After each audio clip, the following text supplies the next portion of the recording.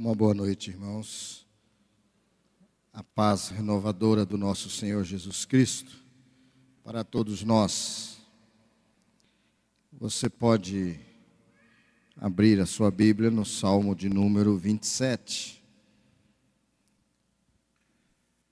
Nós fizemos uso desse texto hoje pela manhã, na reflexão que fizemos no momento de oração. E quero novamente, hoje à noite, repetir o texto, muito embora a reflexão não necessariamente vai ser na mesma condução, mas vamos fazê-la no mesmo texto. O Senhor é a minha luz e a minha salvação. De quem terei medo? O Senhor é a fortaleza da minha vida. A quem temerei? Quando malfeitores me sobrevêm para me destruir, meus opressores e inimigos, eles é que tropeçam e caem. Ainda que um exército se acampe contra mim, não atemorizará o meu coração. E se estourar contra mim a guerra, ainda assim terei confiança. Uma coisa peço ao Senhor e a buscarei, que eu possa morar na casa do Senhor todos os dias da minha vida, para contemplar a beleza do Senhor e meditar no seu templo. Pois no dia da adversidade, Ele me ocultará no seu pavilhão, no recôndito do seu tabernáculo me acolherá, elevar-me-á sobre uma rocha. Agora será exaltada a minha cabeça acima dos meus inimigos que me cercam. No seu tabernáculo oferecerei sacrifício de júbilo, cantarei e salmodiarei ao Senhor. Ouve, Senhor, a minha voz, eu clamo, compadece-te de mim e responde-me. Ao meu coração me ocorre, buscai a minha presença. Buscarei, pois, Senhor, a tua presença. Não me escondas a face. Não me escondas, Senhor, a tua face. Não me rejeites com ira o teu servo. Tu és o meu auxílio. Não me recuses, nem me desampares, ó Deus da minha salvação. Porque se meu pai e minha mãe me desampararem, o Senhor me acolherá. Ensina-me, Senhor, o teu caminho e guia-me por vereda plana, por causa dos que me espreitam. Não me deixes à vontade dos meus adversários, pois contra mim se levantam falsas testemunhas e os que só respiram crueldade. Eu creio que verei a bondade do Senhor na terra dos viventes. Espera pelo Senhor, tem bom ânimo, fortifique-se o teu coração, espera, pois, pelo Senhor.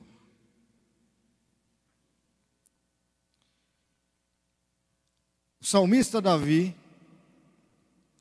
ele está usando de uma sinceridade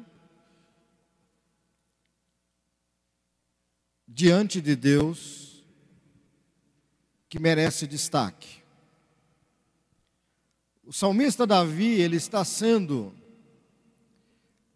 diante do Senhor, alguém que está abrindo o seu coração.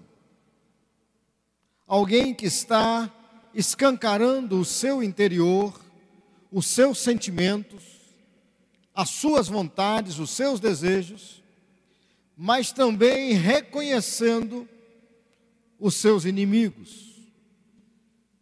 O salmista, ele está expressando ao Senhor que ele compreende, entende e aceita na sua vida os seus inimigos.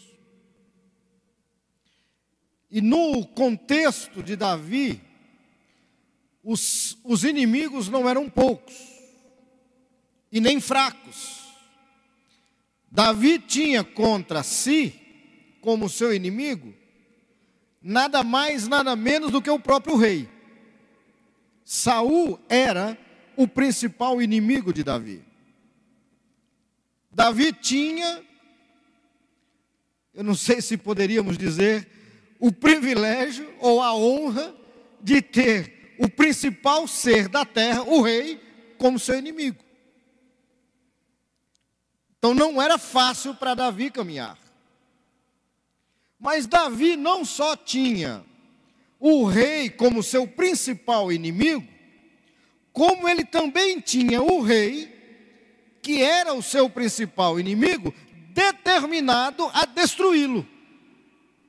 O rei não só era inimigo de Davi, Saul não só era opositor a Davi, como havia um intento no coração de Saul de matar a Davi, de destruir a Davi, de aniquilar com a vida de Davi. E se não fosse para complicar a situação, não só era o rei como seu inimigo, não só o rei era determinado para destruir Davi, como o rei também arregimentou um exército para fazê-lo. O rei arregimentou, recrutou todo o seu exército e colocou como ponto principal, objetivo principal do exército, a destruição de Davi. Davi não estava numa boa situação. Davi não estava numa situação qualquer. Davi estava encrencado. Davi estava totalmente possuído de problemas. Se tem alguém que pode dizer que estava encrencado na vida, era esse rapaz aqui chamado Davi. Se você pensa que você está encrencado, se você pensa que você está numa situação de adversidade, se você acha que existem inimigos ao seu redor querendo te destruir, eu não quero desanimá-lo dizendo que você esteja errado, mas eu quero motivá-lo a entender como Davi enfrentou essa situação, sendo que ele estava em uma situação infinitamente pior, mais complexa do que qualquer um de nós aqui nesse santuário nessa noite. A minha avó, a mãe de meu pai, ela tinha uma forma de saudação que a gente chegava na casa dela e falava: e aí, vó, como é que tá? Ela falava: eu estou aqui com os pés agarrados na canela. Eu quero dizer para nós que nós ainda estamos com os pés agarrados na canela. Nós ainda estamos em condições de lutar. Nós ainda estamos em condições de resistir. Nós ainda estamos em condições de nos colocarmos na peleja, na guerra, na luta. Nós ainda estamos em condições de fazê-lo. E o salmista Davi, ele compreendeu isso. Ele entendeu isso. Ele conseguiu assimilar a ideia de que ele tinha inimigo, que o rei era o seu inimigo, que o seu inimigo estava determinado a destruí-lo, arregimentou todo um exército para fazê-lo, mas mesmo assim, Davi não iria desistir de lutar. Ele diz que não iria desistir de caminhar para frente. Ele diz que não iria desistir de prosseguir na sua caminhada, na sua jornada. Ele diz que tudo estava estourando contrário a ele. Ele diz: ainda que se estoure ao meu redor uma guerra, ainda assim eu não temerei. Ainda assim eu não vou desistir, eu não vou me abater, eu não vou me prostrar, eu não vou me entregar, mesmo que se levante o exército de Saul contra mim, como de fato se levantou. Não vou me aquietar. Agora preste atenção. Por que você acha que Davi tinha essa disposição? Ele mesmo declara no versículo 1. Ele diz: o Senhor é a minha luz e a minha salvação. De quem terei medo? O salmista Davi tinha consciência. Ele não ouviu falar, ele não aprendeu sobre, ele não tomou conhecimento através de uma literatura, ele não tomou conhecimento de ouvir falar de alguém que passou por ele e falou do Senhor dos Exércitos para ele. Pelo contrário, Davi tinha a disposição de lutar, de guerrear, de enfrentar os inimigos, as adversidades, os problemas. Ele tinha consciência e coragem para fazê-lo, porque ele conhecia aquele que estava com ele. E ele diz: o Senhor, há uma declaração de Davi, de reconhecimento de quem é Deus, de quem é o Senhor dos Exércitos, de quem é que ele crê, em quem é que ele acredita, em quem é que ele deposita a sua esperança, a sua confiança, em quem é que ele está recolhido na sua presença.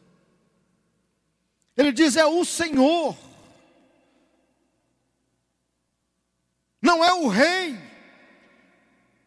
não é um exército, é superior ao rei, é superior ao exército, é alguém que está acima, que está sobre, é alguém que governa, que domina, que rege, que administra, que é Senhor, é alguém que domina todas as coisas de maneira tal, que mesmo que o exército se levante contra mim, o exército não vai prevalecer, porque antes de o exército chegar à minha vida, a palavra diz que o anjo do Senhor está do meu lado. A gente às vezes não tem compreensão do que é o anjo do Senhor. Mas se nós reportarmos para o Velho Testamento, na vida de Ezequias, quando Senaqueribe se levanta para destruir o exército de Deus, a Bíblia diz que Ezequias, junto com o profeta Isaías, eles vão buscar a presença do Senhor, eles vão orar ao Senhor, e o exército de Senaqueribe vem contra aqueles dois homens que estão em oração.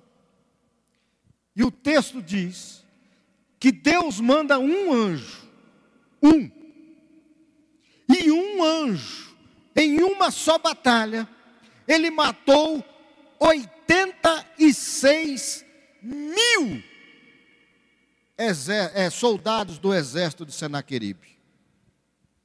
Um anjo sozinho, apenas com uma espada na mão, ele matou 86 mil soldados do exército de Senaqueribe para livrar a Ezequias. E a Bíblia diz que o anjo do Senhor está do nosso lado. Às vezes nós não temos a compreensão e o entendimento do que seja esse anjo ao nosso lado. Porque nós estamos tão focados no problema, nós estamos tão focados na adversidade, no inimigo, nós estamos tão focados no nosso próprio umbigo, que a gente não percebe o que está ao nosso lado como o nosso protetor, o nosso guardião, o nosso alento, a nossa esperança, a nossa força. A gente está tão focado naquilo que está nos atormentando, nos destruindo, nos desmanchando. A gente está tão focado nesse negócio que a gente não percebe que Deus está ao nosso lado. E é isso que Davi percebeu e nós não temos percebido. Mas uma segunda razão pela qual Davi tinha essa confiança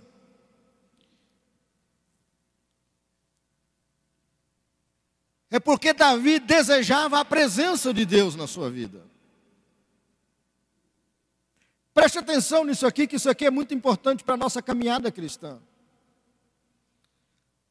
Davi tinha um desejo profundo da presença de Deus. Se você ler o texto, você vai perceber quanto Davi tinha esse desejo. Ele faz algumas declarações sobre isso. Veja o versículo 8.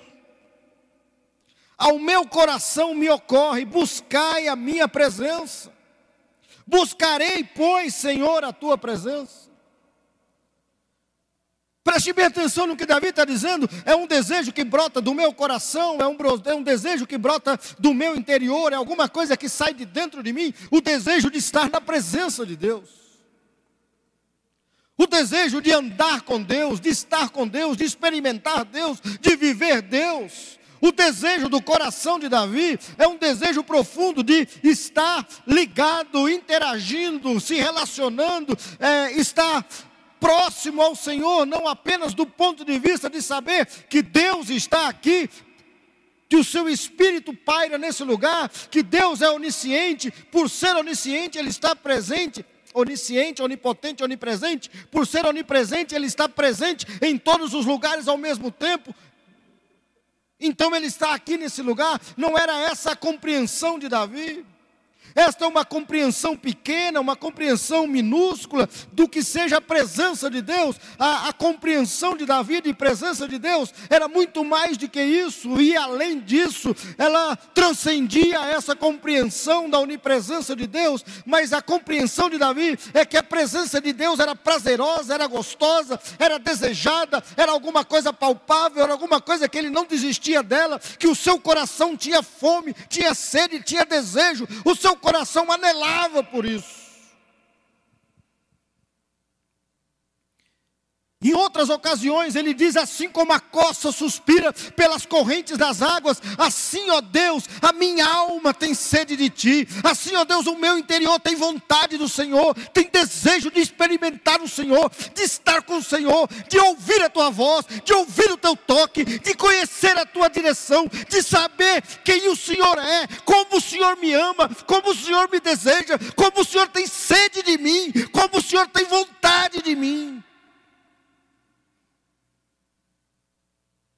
Não era alguma coisa apenas da consciência de uma literatura que de algum momento da sua trajetória lhe foi instruído de que Deus é onipresente.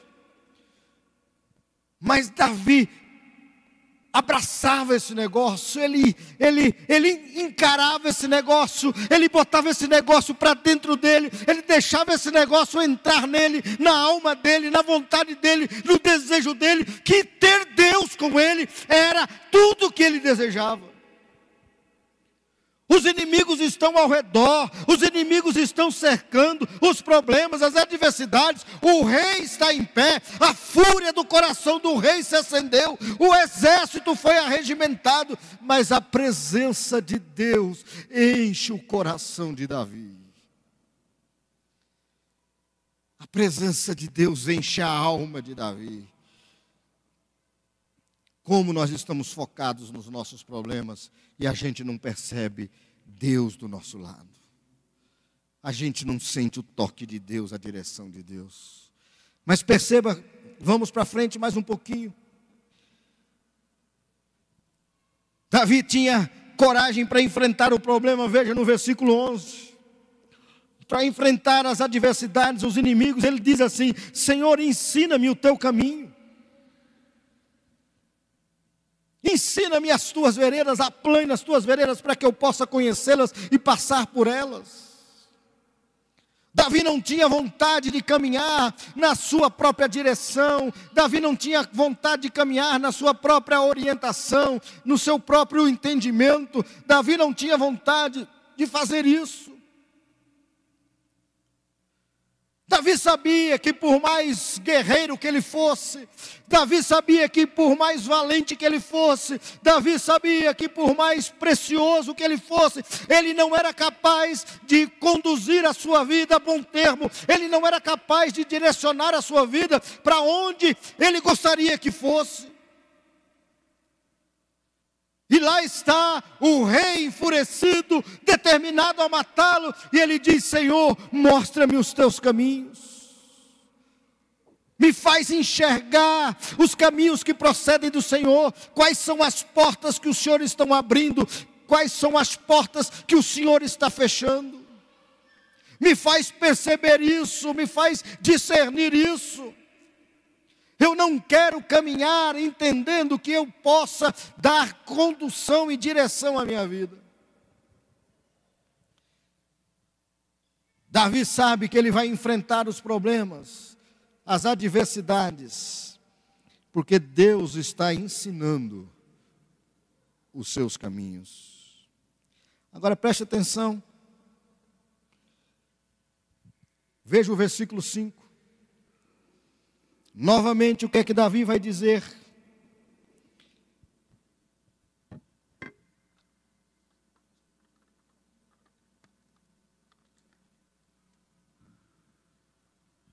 Pois no dia da adversidade, ele me ocultará no seu pavilhão. Queridos, eu não sei quantos de nós têm a compreensão do que seja ocultar-se no pavilhão de Deus. Eu não sei quantos de nós têm a compreensão desse negócio. Mas Davi tinha compreensão disso. Davi sabia que no momento que as coisas iriam apertar mais, Deus iria levá-lo para o seu pavilhão. Eu quero dizer para nós nessa noite, e estou pregando para mim também nessa noite, eu quero dizer para nós nessa noite, que os nossos inimigos se levantam contra nós. Não necessariamente pessoas. Muito embora também temos pessoas como inimigos.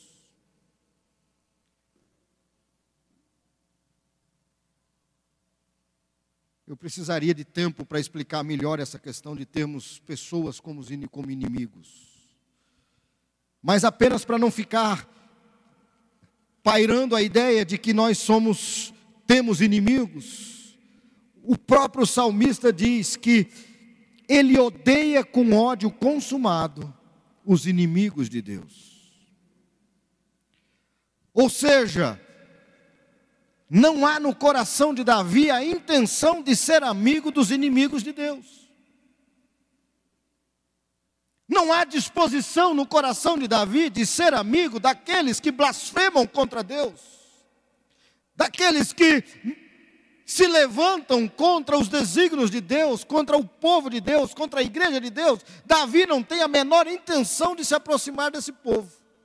E o apóstolo Paulo, no Novo Testamento, vai dizer que para com alguns que fazem isso, nós não devemos nem sequer nos assentarmos com eles, ceiarmos com eles, cumprimentá-los, coisa dessa natureza. É nesse sentido que eu estou falando de inimizade de pessoas.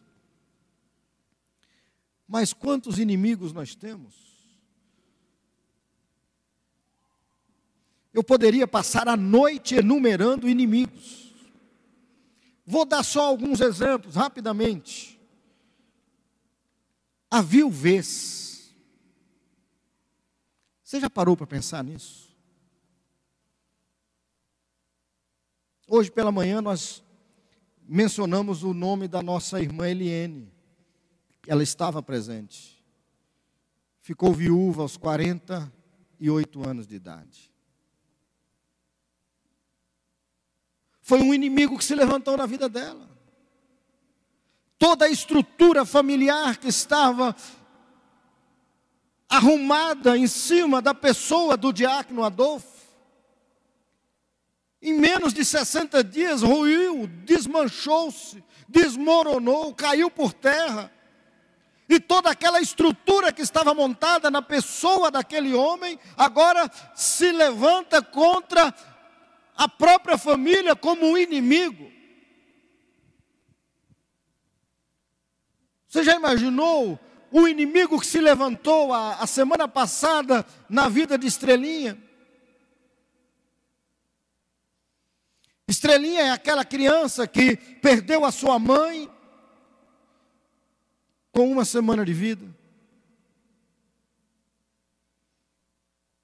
Ainda não pensa, ainda não fala, ainda não imagina, ainda não compreende a vida e já se levantou um inimigo gigante na sua vida.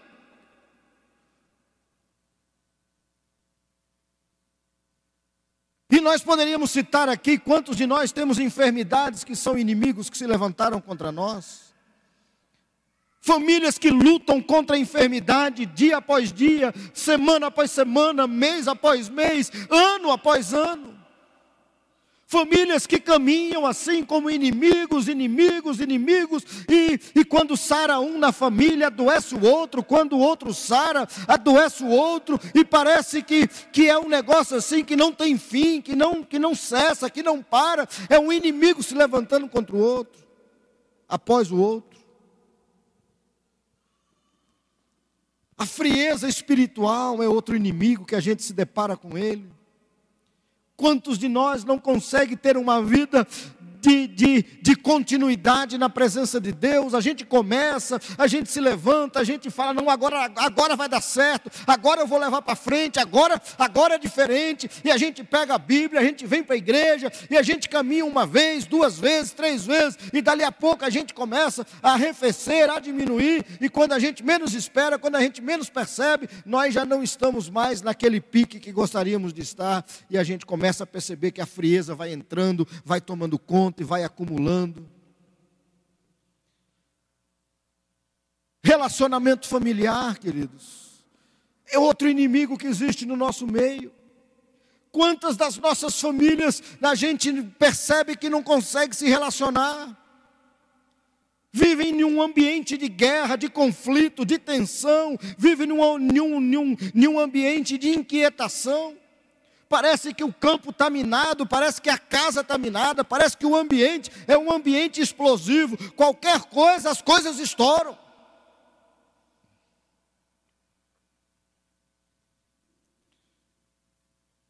Nesses últimos dias, no país, o inimigo do desemprego, nós estamos chegando a perto de 13 milhões de habitantes no Brasil, de pessoas no Brasil desempregadas. Você sabe o que é isso? Você já imaginou o que é isso? Eu vou só te dar uma dica. A Bahia tem exatamente 13 milhões de pessoas. Ou seja, no país existe hoje a população de todo o estado da Bahia desempregada. São 13 milhões de pessoas desempregadas. Você sabe o que é isso? Um pai de família que tem uma casa, que tem suas obrigações, suas contas a pagar, que tem suas responsabilidades como cidadão, e chega no final do dia, ele caminhou o dia inteiro e todas as portas foram fechadas, ninguém lhe deu emprego. Você já imaginou o que é um pai de família passar o dia inteiro caminhando, batendo de porta em porta, arranjando um emprego, no final do dia, quando entrar em casa, que começar a desabotoar a camisa, a esposa olha para ele e diz, e aí amor, o que foi que aconteceu? E ele diz, nada, não consegui nada.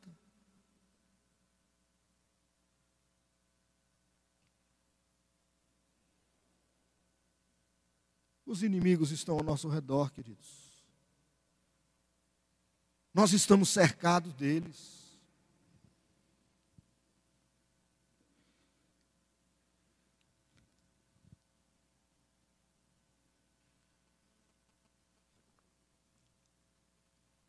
Quinta-feira passada, sexta-feira passada, a irmã Aline fez uma reflexão na oração de 6 horas da manhã. Muito interessante. Ela pegou a oração do mesmo pai em 2 momentos distintos da sua vida. E o pai ora pelo mesmo filho 2 vezes.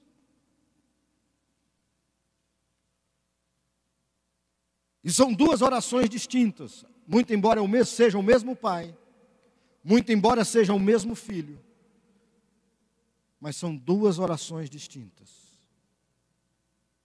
E uma oração o pai faz a seguinte colocação ao Senhor: ó Deus, os meus filhos estão fraquejando.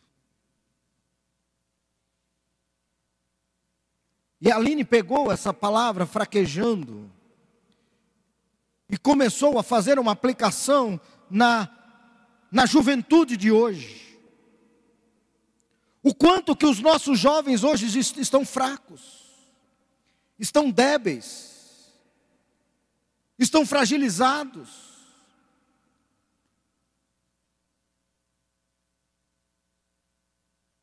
Ela falou uma coisa que eu achei até interessante. Ela disse: você já imaginou o cúmulo que uma mãe tem que chegar a 1h da tarde, bater na porta do quarto e perguntar: filho, você quer levantar para comer?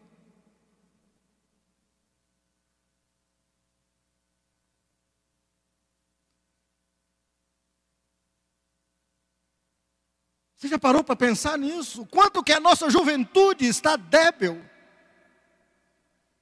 fraca,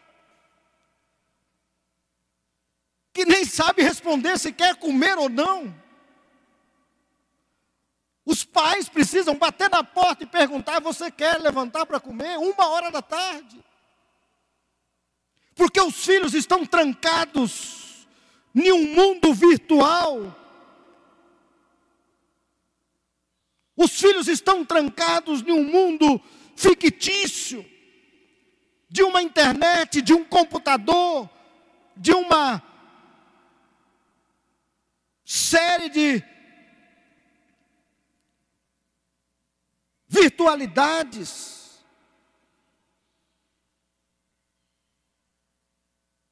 São inimigos, queridos. São inimigos.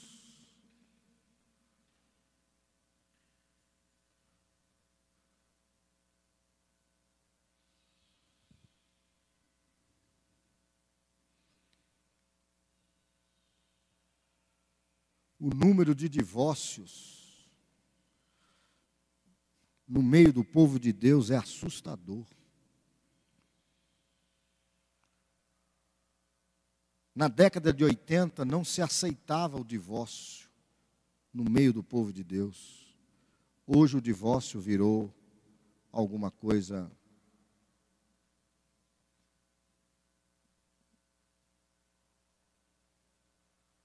são inimigos.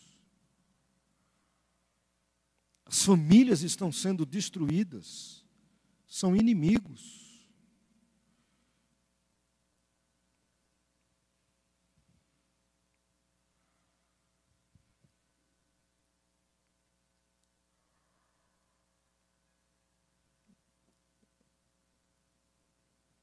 Davi disse: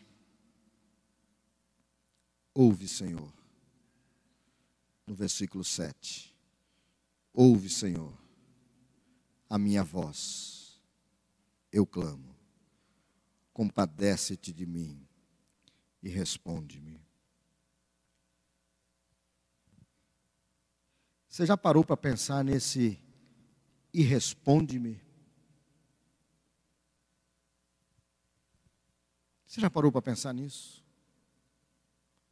Às vezes parece que Deus ficou mudo. Às vezes parece que Deus ficou surdo. Às vezes parece que Deus virou as costas para nós. Deus não fala nada, Deus não responde, Deus não age. Deus não se move em nosso favor, Deus não dá um sinal, Deus não levanta uma esperança. A gente fica o tempo inteiro clamando, orando, suplicando e nada acontece. 1 vez, 2 vezes, 3 vezes e vai se passando as vezes, se multiplicando e nada acontece. E parece que Deus virou as costas para nós. Tem quantos anos que a senhora está orando pelo seu filho? Parece que Deus não está ouvindo. Tem quantos anos que você está orando pelo seu marido e parece que Deus não está ouvindo. Tem quantos anos que você ora por uma enfermidade na sua família e parece que Deus não está ouvindo. Tem quantos anos que você ora por um problema financeiro na sua casa e parece que Deus não está ouvindo? Aonde está Deus? A quem que eu estou orando, a quem que eu estou clamando? É esta a angústia do coração. Porque eu clamo, eu oro, eu peço, eu suplico, eu desejo, é vontade do meu interior, mas Deus não fala nada, Deus não diz nada, Deus não se move em momento algum.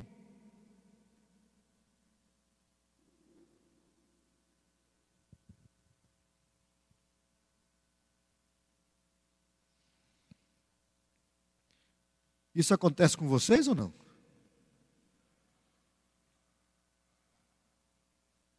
Acontece, Cláudia?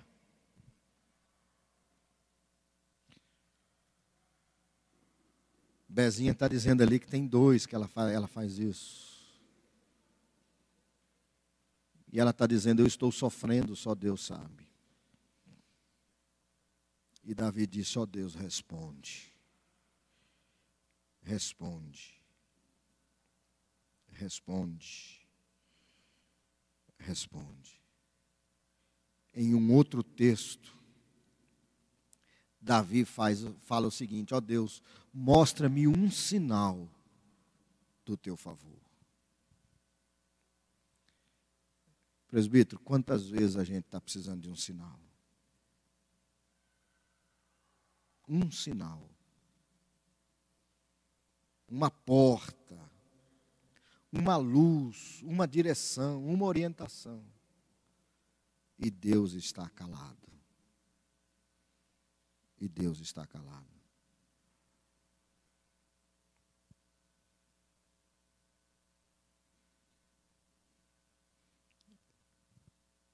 Aí Davi vai mais para frente. E diz assim. Versículo 13. Mas eu creio que verei a bondade do Senhor na terra dos viventes.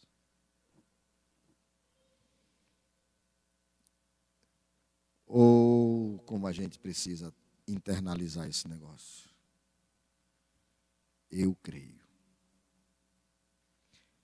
Eu não sei de que maneira, eu não sei quando, eu não sei qual vai ser a ação de Deus, mas Davi disse, eu creio que verei a bondade do Senhor na terra dos viventes. E ele termina dizendo, espera pelo Senhor, tem bom ânimo e fortifique-se o teu coração. Espera, pois, pelo Senhor. E aí, vó, como é que está a senhora? E ela falava, eu estou aqui, com os pés agarrados na canela. E aí, presbítero, como é que está o senhor? Eu estou aqui, com os pés agarrados na canela. Sabe o que significa isso, queridos? Isso significa, eu estou pronto para continuar lutando. Eu estou pronto para continuar caminhando.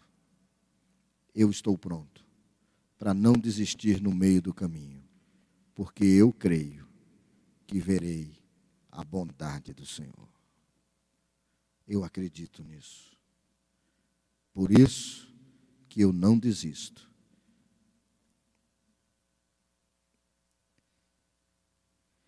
Fortifique-se o teu coração nessa noite, meu irmão. Fortifique, espere no Senhor. Em uma outra oportunidade, talvez a gente vá refletir o que Deus fez na vida de Davi. Mas apenas para que a gente não saia daqui sem entender algumas coisas. Davi prevaleceu sobre Saul. Davi prevaleceu contra o exército de Saul. Davi se tornou rei. E Davi se tornou o homem segundo o coração de Deus. Quando a gente olha o final da vida de Davi, a gente não imagina que ele enfrentou todos esses inimigos. Nós estamos hoje cercados de inimigos, mas nós não podemos deixar de entender que nós estamos apenas na batalha. A guerra vai ser vencida, porque nós esperamos em Deus. Vamos orar? Senhor, nós estamos à semelhança de Davi, rodeado de inimigos. Nós citamos alguns deles, mas tem tantos outros. Pessoas que estão cercadas por taras sexuais, taras financeiras. São pessoas que estão arrodeadas de problemas, de adversidades, que não têm a menor noção de como se livrar delas. A guerra estourou contra nós. Os nossos inimigos se levantaram contra nós. O reflexo disso, Senhor Deus, está na frieza espiritual do teu povo. O reflexo disso está no quanto nós estamos divorciados da tua presença. O quanto nós estamos distantes do Senhor. O quanto nós estamos vivendo, Senhor Deus, focados no nosso problema e nós estamos distantes de Ti. Mas nessa noite nós estamos repetindo a oração de Davi, Senhor. E te clamamos, responde-nos, atende-nos, socorre-nos. E mostra-nos os teus caminhos. Aplana, Senhor, na nossa frente as tuas veredas. Dá, Senhor Deus, a compreensão exata de quem o Senhor é, para que nós possamos reagir frente aos nossos inimigos nesta noite. Ajuda-nos, ó Deus, a desejarmos o Senhor, a Tua presença, a anelarmos a Tua presença. Leva-nos, ó Deus, para o Teu pavilhão. Leva-nos, ó Deus, e nos esconde neste lugar onde o Senhor está, que é o pavilhão da Tua habitação. Faz assim conosco, Senhor, com cada um de nós nessa noite. Com a vida de Teófilo, com a vida do presbítero Vadinho, com a vida de Dona Evani, a vida de Careca. Vai tocando em cada um de nós nessa noite, Senhor. Na vida de Marta, na vida dos que estão aqui na frente, na vida daqueles que estão aqui, Senhor Deus, precisando de uma direção do Senhor. Toca na vida do presbítero Franco, na vida de Israel, na minha vida, na vida de Fernando. E sai no nosso meio nessa noite, ó Espírito, passeando e tocando nas nossas vidas e nos fazendo entender e compreender. Abençoa a vida de Raquel. Abençoa a Cida. Abençoa a Florinha.